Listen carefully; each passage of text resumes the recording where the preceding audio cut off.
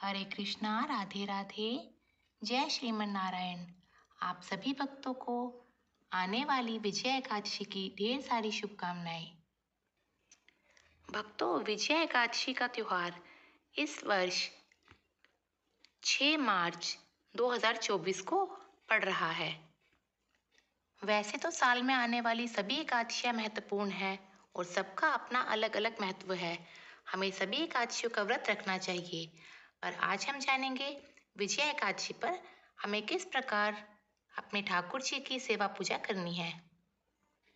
तो विजया एकादशी के दिन आप सुबह सूर्योदय से पहले उठे, स्नान आदि से निवृत्त होकर अपने घर के मंदिर में अपने ठाकुर जी को जगाए, उनको पंचामृत स्नान कराए यदि संभव हो तो, नहीं तो आप गंगा जल मिले मिश्रित जल से भी स्नान करा सकते हैं। एकादशी के दिन हमें अपने लड्डू गोपाल जी को पीले वस्त्र ही पहनाने चाहिए, क्योंकि पीला रंग ठाकुर जी को अत्यधिक प्रिय है। उनका सुंदर सा श्रृंगार करके उन्हें उनके आसन पर विराजमान करे, धूप दीप से उनकी आरती करे। एकादशी व्रत की कथा भी जरूर पढ़े या सुने। आप व्रत रखे तो ये बहुत अच्छा है, यदि नहीं रख पा रहे तब भी आपको एकादशी व्रत की कथा जरूर पढ़नी चाहिए। एकादशी व्रत के दिन जैसा कि हम जानते ही हैं, हमें अन्न का सेवन नहीं करना चाहिए। और जो लोग आपके परिवार में व्रत नहीं भी रख रहे, उन्हें भी आप इस दिन अन्न ना ही दे। ठाकुर जी को आप फलों का भोग लगाए, फलाहार भोग का प्रसाद बनाए और अच्छे अच्छे व्यंजन बनाए और तुलसी दल रखकर ही उन्हें भोग अर्पित करे। अगर आपके पास भगवान विष्णु की प्रतिमा है तो आपको उनका भी पूजन करना है, क्योंकि भगवान विष्णु का ही रूप लड्डू गोपाल जी है। हमें इनमें बिल्कुल भी भेद नहीं करना चाहिए।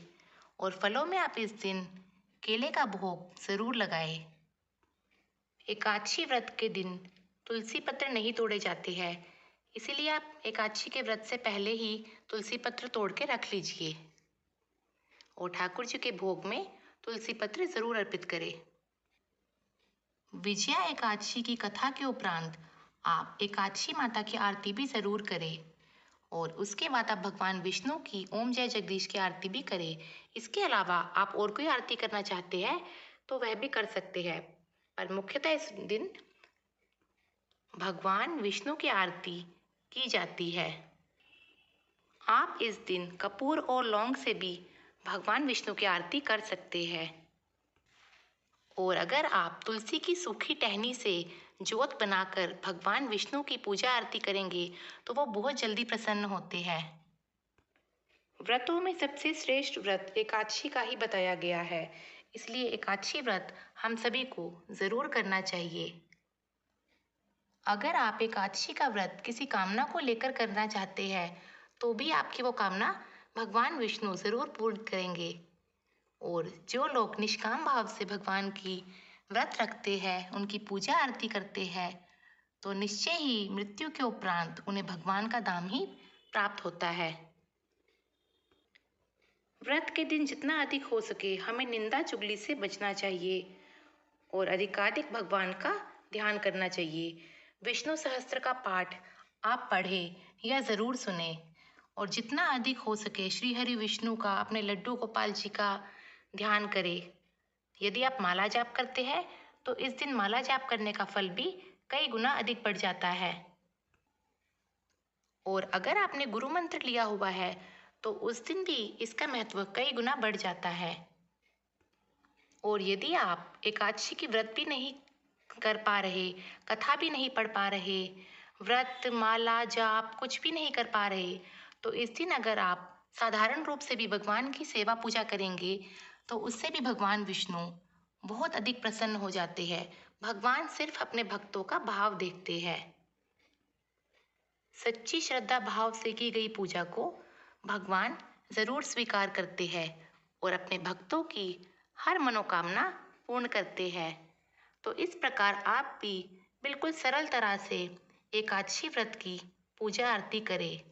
भगवान के सामने दक्षिणा भी जरूर रखें और जो भी आप प्रसाद रखेंगे वो आप पूजा के उपरांत परिवार के सदस्यों में बांट कर खाए। और दक्षिणा जो आपने रखी हुई है वो आप अगले दिन मंदिर में या किसी ज़रूरतमंद को दे दीजिए।